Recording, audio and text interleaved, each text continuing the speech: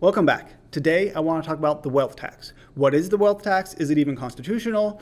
And I'm bringing this up because a few days ago, Bernie Sanders came out with his plan to tax the wealthy. So we're going to look at his plan, but we're also going to look at Warren's plan, which, in my opinion, has an aspect that is even more ridiculous than Sanders' plan. So I guess that's something that Warren, in this case, is more extreme than Sanders. That's a win, I guess, for her. I don't know. Anyway, we're going to look at that.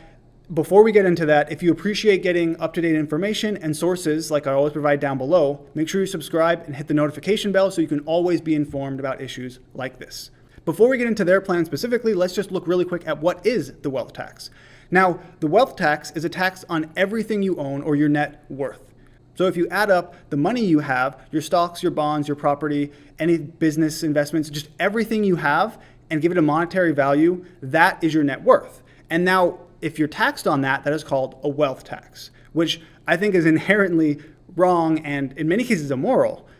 And one of the reasons I feel that is because you've already paid taxes on all of these things before. Here's what I mean. So in the United States, here are a list of the things that you can be taxed for. And if you are in the wealthy group who was going to qualify for these wealth taxes, you probably pay most, if not all of these taxes already. So they include things like the sales tax, capital gains tax, income tax, VAT tax sometimes, payroll tax, property tax, and there's even the death tax, which when you die, before you can pass your money on to your children, the government will come in and take some of it. So you're paying taxes on all of these things. And now Sanders and Warren want to implement a wealth tax, which is taxing you again for everything you've already been taxed for. So again, that's one of my biggest issues here is you've paid taxes on everything. You buy a house, you pay taxes when you buy it, you pay property taxes, and now you have to pay taxes for the value of the house through the wealth tax. Not only that, but it hasn't seemed to work very well around the world. You see, in 1990, there were 12 countries in Europe which had a wealth tax. Today, that number has dropped down to only 3.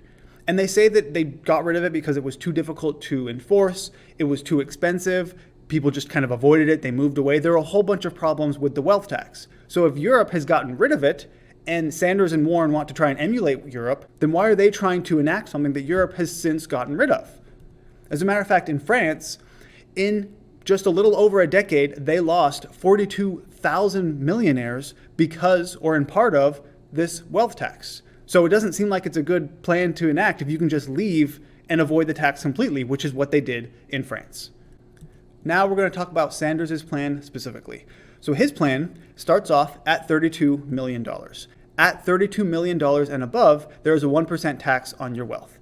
So 1% doesn't really sound like much, but as you go up, it increases little by little until it gets to 8% on $10 billion. To put that in perspective, someone like Jeff Bezos is worth $110 billion, which is an insane number, and I can't even comprehend how much money that is. He would be responsible, he would have to pay $8 billion every single year. But that is just on this wealth tax, because Sanders has specifically said that he wants to, quote, substantially increase the top marginal tax rate. And he wants to increase capital, he wants to increase taxes basically across the board. So on his website, he didn't say what his new tax rates are going to be. But the wealth tax is alone responsible for 8% of someone above $10 billion.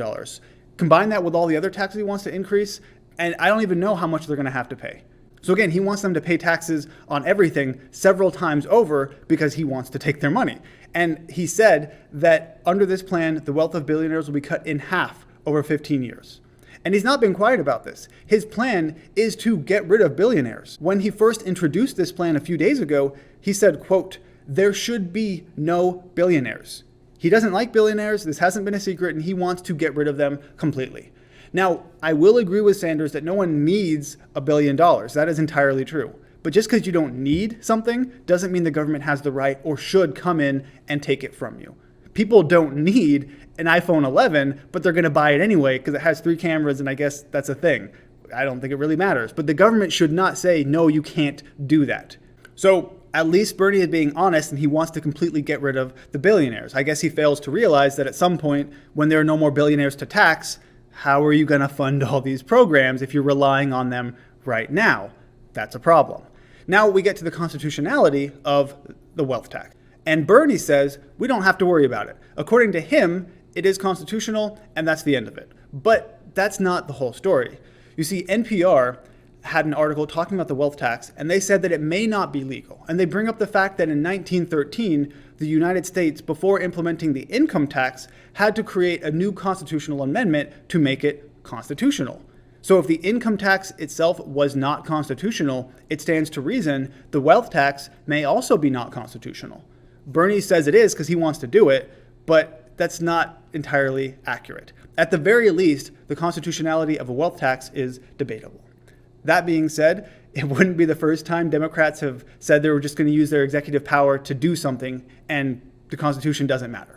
Going to issue an executive order, Biden saying there's no constitutional authority to issue that executive order when they say I'm going to eliminate assault weapons, saying you can't do it by executive order any more than Trump can do things when he says he can do it by executive order. Does the vice president have a point there? Some things you can, many things you can't. Let's let the senator answer.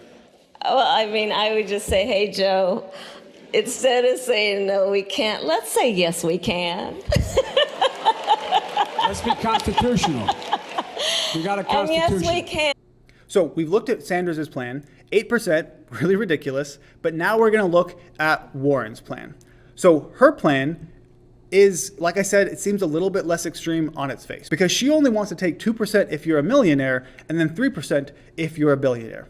So contrasting her plan to Sanders' plan, you get to keep a whole 5% of what you own. So, I mean, I guess that's a good thing, right? But the difference with her is that she's trying to stop people from leaving the country. We talked about that earlier, how the wealth tax basically incentivizes millionaires and billionaires to leave the country, and she has a plan for that. And her plan is totalitarian, it's tyrannical, it's a really horrible plan.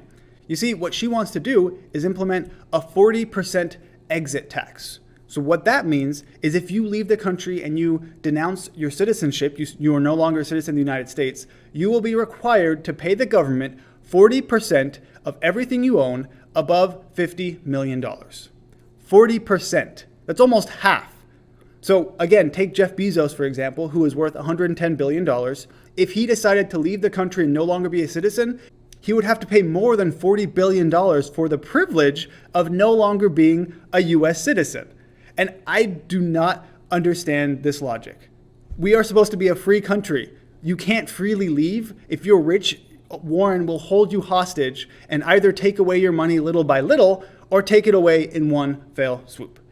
And that just seems ridiculous to me, a 40% exit tax on leaving the country. Maybe I'm overreacting here, but this aspect seems kind of worse than Bernie's 8% tax because you can't get away from it. No matter where you go, it's going to follow you and she's going to take all your money. That's insane. I think it's quite clear I do not like a wealth tax whatsoever. I think a wealth tax is a horrible, horrible idea, and Europe has proven that.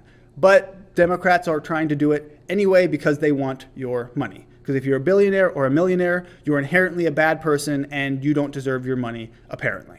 A few quick fun facts, if you consider talking about taxes to be fun. And that is that if you listen carefully, I specifically said Warren's exit plan only applies if you denounce your citizenship. And that is because the United States is one of the few countries in the world where if you're a citizen, but you live in a foreign country, you still have to pay taxes.